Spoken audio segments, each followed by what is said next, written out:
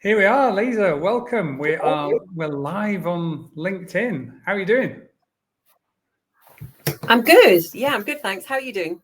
I'm really, really well, thank you. So we're here today to talk about, our title is Breaking the Silence, Addressing Bullying and Mental Health in Midlife Men. And we've got so much to talk about. We had to stop talking about it in advance because the pair of us are both really engaged in this topic. Yes, I know. Just before we get into it properly, I just want to let anybody that's watching on LinkedIn know a couple of things. First thing is, we can't see you, but you can see us. However, if you comment underneath this live stream that you can see, we'll see the comments. And if you've got any questions for Lisa or myself, feel free to post them there. And we'll be able to, hopefully answer them or give you some information. But before we get into it all properly, Lisa, just a big question. Who's Lisa Collins? Well, how can I answer that in half an hour? Well, just a really quick sort of snapshot. Yeah, I mean, I guess mum of two, married, living and working in Wales now. Well, actually, no, I'm doing some work in London, but 30 years in the NHS. And I've had this really deep passion of culture within organisations and around harassment and bullying. It's kept me curious for over 20 years. I did my master's research in it 20 years ago. Why do we have harassment and bullying in the NHS? And it dates back to when I was a Samaritan in my early 20s and hearing people calling up feeling suicidal because of being bullied at work.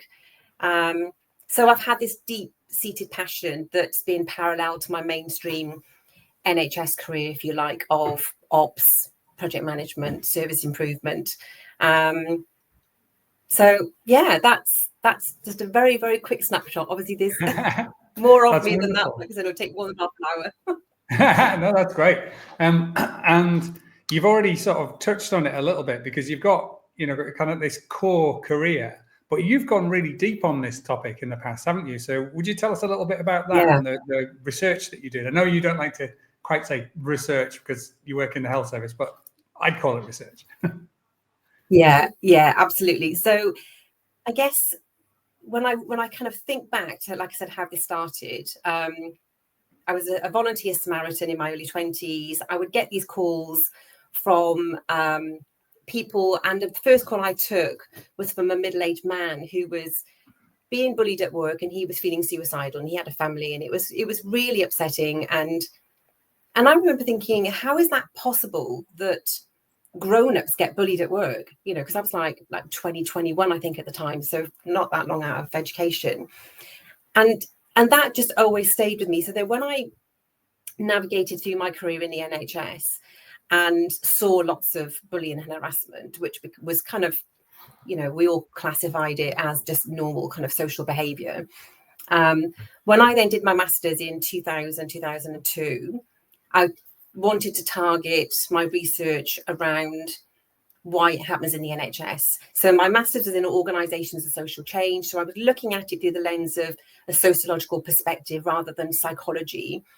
And that was interesting because there was not a lot of books around at that time that talked about harassment and bullying from that sociological perspective. And the upshot of that research was very much around that it's the organisational structures that support the imbalance of power. And it also supports the abuse of power. So that was kind of the conclusion of my research back then, which, if you've worked in the NHS or hierarchical structures, it's not really a huge surprise. We kind of know that and sense that within organisations. And then on the back of that, I set up independent services for the Royal Brompton Harefield, where I was working at the time. And that was about an independent service where people could report feeling harassed or bullied at work to staff volunteers, a bit like a Samaritan's model, really, within the workplace. And we were separate from HR. We were volunteers. We were like a befriending and listening service. We didn't give advice. We would just listen and support. And I would feed back numbers on that to the diversity committees that were being established at that time, sort of early 2000s. And then as my career kind of like rumbled on, again, saw lots of poor behaviors, challenged lots of poor behaviors. It's just part of who I am as a human being to always call it out, always speak up, always step in with mediation as soon as I can, sort of sense any conflict between people and create that harmonious, healthy team dynamic. And then in 2020, well, actually, 2019, I'd experienced quite an unpleasant bullying experience in the NHS. And it got me curious then in 2020. So we were heading into the pandemic. And my husband had experienced some bullying at work from a female manager. My son was going through bullying at school. He was like 13 at the time. And a friend's husband, who was ex-military, was experiencing bullying at work. And it was really interesting just to kind of hear how these men in my life were framing this behavior. So for my husband, I could overhear, because the calls were all online then. So I could overhear these conversations. And I was saying, like, that's not okay for that language, that behavior. Obviously, he didn't report it. When I was talking to my friend about her husband, he would frame it as, oh, it's a challenging work situation. And I knew from talking to other colleagues and friends in the NHS, male colleagues who, got pretty high up in the NHS, had experienced bullying in their career from women and had never really spoken about it. So it just got me really curious. So I put a call out on LinkedIn and just said, I'm interested in hearing from men who've experienced bullying at work. And I had this flood of replies. So I interviewed everybody. I interviewed just under 50 people. And at the time I was thinking, should I turn it into a research project, PhD? I've always been sort of tussling with that idea. And I guess what that showed me, so like you say, it wasn't research per se, because it wasn't published, but in the terms of what most people would recognize, it was just a little piece of research that I was curious about, and I wanted to kind of find out some answers. And what was really interesting for me was that what came out of that was there's a lot of men who are being bullied in the workplace and being bullied by women. It's not talked about. There's a huge amount of shame that goes around that as well. I heard from men who were telling me that they'd been experiencing this for about 2 years. This one man in particular, he had a 4-hour commute drive every single day, 2 hours each way. And he didn't say anything to his wife even for 2 years. He just didn't want to take it home. He didn't acknowledge it. And he thought he could manage the situation. And he blacked out on the motorway. How he didn't kill himself, I have no idea, and how he got out of that. But it's really deeply concerning. And then there was a guy that I interviewed. We did a podcast, actually, Dan Shaw, and I can link it to this. And Dan was brilliant, because he put out a post just before I put my call out saying, I'm too old to be a victim of workplace bullying. He's this young guy, he's got a young family. He's a creative director. As soon as you meet him and talk to him, you warm to him straight away. I think it'd be very difficult for anybody who met him that couldn't work with him. So he told me his story, and I recorded it over 3 podcasts. And I think what spoke to me about his story, again, was experiencing that behavior that he'd never experienced before. Now, he was being bullied by a male boss. He couldn't quite put his finger on it. And I think that's the issue with bullying. You can't, so you sense something's wrong. You can't quite pin it down. You brush it off, thinking that just sounds really immature and childish. This can't possibly be happening to me. I'm a grown up. All those things. Mm-hmm. And he told the story that he, one day he found himself 3 o'clock in the morning on the beach, going to walk into the water with young children at home. Yeah. We just pause there for a moment. The enormity of that is huge. And nowhere in our suicide statistics capture that, do we? So how many young middle-aged men who commit suicide? We don't know how many of those people who've done that has been linked to bullying and harassment at work. I think maybe it's a good time to share a bit of my story, because some years ago, I'll just be cautious. I'm going to slightly change some of the details, just because, I think that's the responsible thing to do while I'm broadcasting my stories on here, and other people don't have a right to reply. But I experienced what I would now, listening to you, I would call it bullying at work from a female superior. At the time, though, there's no way on earth I would have used that word, and it was really quite extreme, and it went on for at least a year. And it seriously affected my health, my confidence, my ability to do my job. Actually, my relationship with my then partner as well. It's not the person I'm with, not the person I'm married to, somebody else. And but it was really, really interesting. Now I look back on it. At the time, it was horrendous. But I didn't have any tools in my armory to handle it, because it was really, really difficult. And I can remember thinking things like, it seemed like some of the things that we used, the techniques, the methods, the behavior that was used, you could just about get away with in the workplace. In fact, this person did get away with it in the workplace. I thought, what can I do in response, right? And I can remember pacing up and down the car park, wondering what to do, and feeling like as a man, the one tool that I had that I couldn't use was my physicality, right? That was utterly not okay. And yet it was conjuring in me feelings of like such physical things, and I wanted to respond physically. I'm not like that. I've never been in a fight in my life. I'm not a physically aggressive person. But I remember feeling like what was coming at me was very psychological.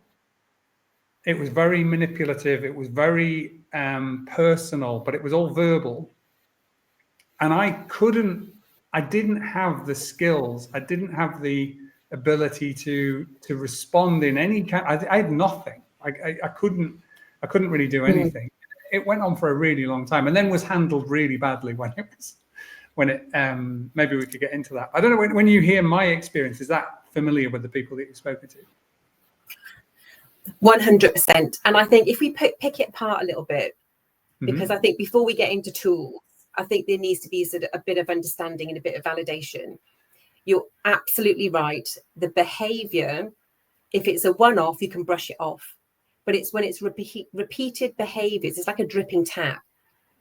And these people know that they can get away with it because they're usually quite experienced. I mean, on the scale of people who show bullying behavior, you've got people who are accidental bullies and they get mentored by people who have toxic behavior. And then you've got people who deliberately go out to target people. And bullying can only happen in a murky environment. The moment you bring transparency, that behavior is challenged. So interestingly, it's important to get the validation, and you only really get that when, there's two things. You can talk to others and say, look, I'm feeling this, I'm sensing this. Are you picking that up as well? Because it's important for us as human beings to have that validation. Otherwise, what happens, we ruminate and we drive ourselves mad. And that's part of the mental health decline as well, because you're wondering what the hell's going on. You can't make sense of it. I would say the biggest takeaway for me that I've learned over the years, and I think to share, is we have a highly attuned nervous system. If something feels off, it's because it is off. Yeah. If something feels not quite right, our nervous system is so attuned to fight or flight and picking up threats in our environment. And our nervous system can't distinguish between a social threat, a slight, a backhand behavior, putting down, or a physical threat. Our nervous system, our amygdala part of the brain, registers the threat, whether it's someone coming at us with a knife or somebody coming at us with a verbal attack. Yeah. So when you were describing some of your feelings, what's happening there is that your body's gone into fight or flight. Your nervous system's doing its job. You're hypervigilant. Your brain is telling you there's a threat in the environment. And psychologically, that threat comes from a perception of power. Now, that perception, it could be your supervisor, somebody has more experience than you, somebody's more qualified than you, where our nervous system is so attuned to the power imbalances in the workplace. That's a huge conversation in itself, which is really interesting. So, and we're all wired slightly differently in terms of our fight, flight, or freeze mechanism. So for me, when I get triggered, I've recognized over the years, you know, I'll go into fight. I think it's that, you know, like my husband said, go be Welsh bird, you know, I'll go into fight mode, and I'll want to stand up and say something, do something. But when it's continuous, I go into freeze, and then my mind goes blank, and I can't think of what to say, and that's when it becomes really damaging, when it goes into that freeze response, because you get trapped in that freeze response then. And that's when we start looking for coping mechanisms, alcohol, you know, chocolate, whatever kind of that is for you. And what it does, it flicks us out of that freeze trauma response. It's a trauma response. And trauma seems a really harsh word to use in the workplace. But my research back in 2020 showed me clearly the link of bullying at work and PTSD. And trauma, without a doubt, and how people were left feeling traumatized, left feeling disabled. Disabled was a word used a lot. I felt disabled. I couldn't get off the settee. You know, I couldn't function. So there's I'm starting to view bullying at work as a public health crisis. You know, not only do we spend billions per year in the NHS and across the whole of the UK, something like £28.5 billion per year on harassment and bullying costs. Gosh. And in the NHS, it's predicted back in 2018, 2.28 billion. And having a chat to somebody this morning who looked at it from more of an economist perspective, said it's probably more like 10 plus 10 billion. And for this Labour government, the next 10 years, you're looking like £109 billion being spent on antisocial behaviour at work that not only damages workplaces, but damages mental health. And like you said, the ripple effect to our family and our friends and our lives is, you know, it's criminal. It really is. Just no human being should have that power over somebody else to make them feel so bad and so ill. And have that knock-on effect to their family. Yeah, I want to join a couple of dots here and see if it connects with your research as well. And I don't normally center myself in these things, but I think it's kind of useful today. So when I think back to that period, because you mentioned about validation, right? And I'm wondering if there's anything in your research, because I want to get into why is this different for men, or why might it be different for men? Why might the response be different? Why might it not be as well known about, for example? Why was I reluctant to even use that word about what was happening? And I think back to it, and you talked about validation, and I did speak to other people. Well, I worked in a predominantly female environment, and here's what I think happened. I think I essentially said, I am vulnerable. I wouldn't have used that word, but I'm vulnerable. I have this problem. And what I heard back was versions of, you should man up, right? And I think we have an issue in society which doesn't just affect this, that it's challenging for extremely good reasons that I 100% support. For the last 40 years or so, we've been emphasizing the need to focus on female empowerment, you know, women in positions in work, you know, reducing barriers to access to all sorts of things. And I know the work is not done. I think it's really, really important work. However, we haven't done anything the other way. So what has happened is, as a man, you're in a situation like that and you reach out for help, the sort of coding that we all have about society goes, well, men have all the power, therefore men can't be victims, therefore there must be something wrong with you. Not that there potentially is something wrong with the structure, the hierarchy, the system, the behavior, the power imbalance, or anything like that. That if you think about it the other way around, you go, we're quite used to saying there is an issue for this woman in the workplace. What are the structures that are causing that? Now, I'm not saying we do that perfectly, but we do often think that way. You know, we don't have enough women in this position. What do we need to change about the structures? We don't say, what's wrong with those women?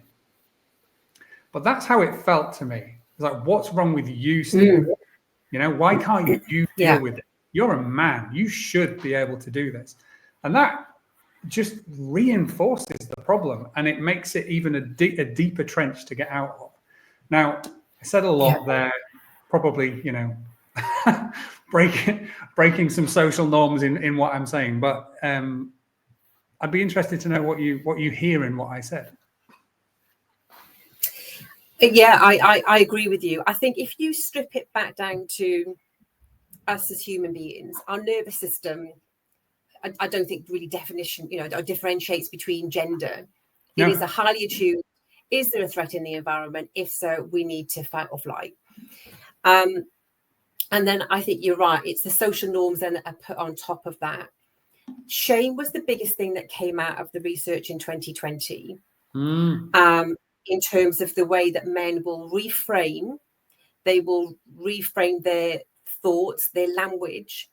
And if you kind of go upstream with that, so for me, as I've been joining the dots, I'm thinking, okay, if we can start to clear this up in the workplace, and it's important to have this conversation, because I think this is an area of bullying at work that I just doesn't get talked about. And I'm not seeing any other research out there or people talking about this.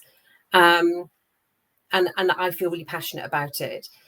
But if we go upstream, we can go upstream and look at how we change the environment. And there's some AI solutions that are now coming out, which are fantastic and are going to really help to change up the culture and the environment at pace and at scale. And I can talk about that again. If you then go further upstream, so what I understood then from talking with clinical psychologists and also hearing a behavioural expert talk about adults in conflict, and they said, when you're looking at an adult in work in conflict, you're looking at 8 or 9 year old and how you dealt with conflict age 8 or 9, which got me thinking, okay, the upstream public health prevention, the health professional in me couldn't help but kind of go, well, we need to go to 5 to 7 year olds, to 11 year olds. And I produced these journals this week, and I've just sent them out free for schools and parents and counsellors and whoever to use. And what that does, so I'm looking at it from this public health lens. And I heard this guy talk recently about when we were addressing this with smoking, and they said, go upstream, teach the kids, create the behaviour change, create the culture by taking smoking out of pubs. And then you're just waiting for that upstream people and prevention, the work that you've done to come through. And eventually all the naysayers will be dead, you know. And he said, so it's a longer term game. And I think we have to do the same with this antisocial behaviour because it's so entrenched in society. So what I'm seeing with the upstream prevention is how we're teaching children to be able to self-reflect and think about bullying behaviours. And when they display bullying behaviours, and when it's displayed to them, creating safe speaking up cultures and practicing speaking up behaviour, so that becomes normal for us. And then also looking at something called team agreements, which is I've been looking at that in the adult workplace with a colleague, Helen Sanderson. So when you put all those three together, it starts to create a foundation of behaviour. And the reason I'm going back here is because literally a week ago I had a conversation with a friend of mine. Her son is 8, and we were chatting about this, and she said, oh, it's amazing you said that, because my son's 8, he's just gone to a new school and he's part of a football scholarship, and already he's experiencing bullying from another friend who is, you know, oh, you've wore something that had a name on it which only poor people wear. You know, you've cried at something, you know, boys don't cry. So what we're talking about here as adults is so ingrained in the school system and our children's behaviour that we can't tackle one without the other, because otherwise we're just going to keep cleaning up the workplace, and there's a steady flow of these behaviours coming in. So for me, I have to have that whole picture, holistic view of creating social change around this. But I think going back to your question, it is the social norms, I think, that are placed upon boys that follow boys into the teenage years and adulthood, which I do think absolutely frames the language and the way that you view, or the way that men view these antisocial behaviours at work. Yeah. And then wrap it all up in shame, and you've got a toxic bomb. Yeah. That's Rachel Dix has just put a comment there as well. That said, indeed, they're playing on gender stereotypes to create isolation. Absolutely. That's Rachel, just to speak to that point, I think in my experience, I don't think anybody was, and I don't think you're saying this, nobody was doing that consciously. We were all doing it. I was part of it. I was like, I had my own gender stereotypes, which were like not helpful to me as a man, and it's taken a while. I've really just had a thought there, Lisa, on how your work and my work is coming at the same problem from different angles. Because I'm a professional executive and leadership coach, and I work with I work with men and with women, mostly in relatively senior positions, and they're dealing with challenging situations all the time, and they're having to manage and regulate themselves, as well as create good cultures within teams and things like that. And the way that executive coaching works, it can be quite psychological, and it's very common for people like me and a lot of my peers. Somebody will say to you, "Oh, that felt like therapy." Well, it's not therapy, it's getting there. And people will, in the confidential space of a coaching conversation, they'll reveal things that they won't have told their wife or their husband. They won't have told anybody at work. But what I realized is your work with schools is fantastic. But what I guess I'm trying to do is help the 8-year-old that's inside of us still, so to try and help that 8-year-old to feel safe. There's a kind of like Russian dolls theory of how this stuff works. There's a little version of us inside, and just joined the dots there, because I think one of the things that it's kind of like a fairly regular workshop that I do is called How to Speak to Adults, and it's to teach people how to speak confidently in an adult way, in a way that somebody else is going to hear as an adult, and to encourage that adult to adult dialogue about challenging topics. And that might, and then that doesn't necessarily matter the hierarchy. It's like, how do we find our own voice? How do we speak correctly and confidently without talking down to or flipping into the bullier position? How do we do all of that? And I just realized that, we're coming at the same problem, and we're both working with 8-year-olds. It's just mine's hidden inside. Yeah. But I also, I think it's kind of struck by you as kind of like systems person. I absolutely agree, with like the smoking analogy is really well made as well, that we have to start young, we've got to change everything. But that doesn't help somebody today, does it? So somebody that might be watching this who's actually suffering. So what advice would you give to them? So I think the biggest game changer for me was when after that investigation 2020, when I started joining the dots and understood what was going on in my brain and other people's brains and the body, that felt like a really important step, the next step for people to be able to move forward. And I'd say almost like the most important step, because there's lots of different tools out there. You can go and explore therapy, counseling, coaching. But until you really understand what's going on with your nervous system, because for me, that was a big aha moment. And as I started sharing that with others, I could see it was an aha moment for them. So if you strip it back there's no gender here. If you strip it right back as human beings, our nervous system has been triggered. The amygdala part of the brain is like a faulty fire alarm. So this is interesting. So when we're triggered and we're kept in a situation where those drops of bullying continue to happen and we can't escape them, we can't get away from them, then it's like this faulty fire alarm that doesn't know how to go off. And we see threats everywhere. So we're hypervigilant. So even if you left that job, say you're being bullied today, you leave the job next week, unless you understand what's going on with your body, you're going to take that trauma and a hypervigilant brain to the next job.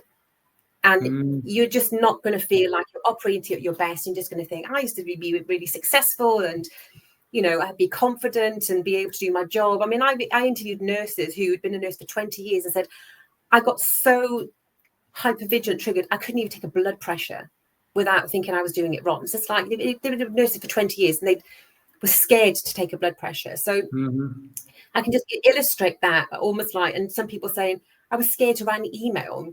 You know, I was actually just scared to do something really, really basic because I'm hypervigilant and I'm wondering what people are going to pick up on or not pick up on. So that's kind of how it reduces your confidence. So I think for me, the first step is understanding what's going on with this organism that we're all living in. And once you understand your brain is hypervigilant, your body's responding in fight or flight, then the tools come immediately to self-care. So you understand what's going on. So this is where you become the master chemist of your body. Okay, my brain is inflamed. So as a runner, if your knee was inflamed, you'd probably rest it for 6 weeks before you go out and do another gazillion-mile marathon, you know, and we have to do the same thing with our brains. So it's really starting to appreciate who we are as human beings and the entirety of this organism and realizing, okay, that's what's going on. I need to find ways to reduce the inflammation in my brain. And that could look differently for different people. That could look like listening to music, going out on long walks. It could be running, could be, you know, anything energetic or something relaxing, whatever works for you as an individual. You know, sometimes, I mean, I used to do a lot of martial arts when I was younger, and that was a great way for me to get that extra adrenaline and cortisol out of my system. And again, when you're realizing your body's flooded with these hormones, it's like you're over flooding your engine. So some people might experience low mood, but just low physical energy. And what's happening then is that as this cortisol and adrenaline keeps getting reflooded, you are literally just over flooding your engine. And when I've experienced that, I'd be out walking and I'd have a rush back of a rumination over something. And I felt like I couldn't walk. But actually exercising helps to shift those hormones out of your body quickly. So actually the tools, I would say immediately, are self-care and exercise, because what you're going to do, you're going to start getting your body moving, those hormones out of your system. And that's going to start to make things better straight away. Understanding what's going on with the fight or flight response, and then having coping mechanisms that when you're in those situations, how do you manage and self-regulate? And what that could look like, going to take a pause and breathe for 10 seconds. If you breathe in and exhale longer, so if you breathe in for a count of 4, hold for a count of 3 or 4, and you breathe out for 8, that will trip your body into parasympathetic. So that's a little hack that you can do. If you're feeling like somebody's displaying some crappy behavior, triggering you, do the breath, and you could do that 10 times, and that will work. Do the self-care. And then I think it's about empowering yourself. So, okay, if you're in a situation, it's not always our job to fix organizations and toxic organizations, toxic people. Sometimes actually the response that we need to do that's healthy for us is to leave. And of course, if you're the main breadwinner in the family, that's not always easy to do. So in order to keep that empowerment, have a plan. Work with the coach. I say, you know, okay, you can do your self-regulation, but then have a concrete action plan where you feel empowered and in control of something that you know, okay, this is a temporary solution. I'll be working my way out of this, and I'm going to use this as either post-traumatic growth, which does come from these experiences. Some people never recover. Some people obviously go on and commit suicide. Some people feel disabled and can't work again. But if you can, depending on how badly you've been bullied at work, turn that into a post-traumatic growth and use that to fuel something that you're going to go on to do, then I'd say that's important to make sure you feel empowered, even if it is leaving. But there might be a period in the middle where you'll feel stuck. And it's important whilst you're feeling stuck that you've got the self-regulation mechanisms that you can use and you've got an action plan. So then the holding space in the middle doesn't feel quite so pressurized. It's like I think it's like the stress and vulnerability bucket, isn't it? So You need to put more holes in the bucket to release the water. And the more that you can do, it's going to help with your mental health and your physical health, and just put you in that position of empowerment, because you're moving from a position of extreme disempowerment. In worst cases, there's always disempowerment to a place of empowerment. So hopefully that will give people listening today some very simple tools that they can use and they can work with.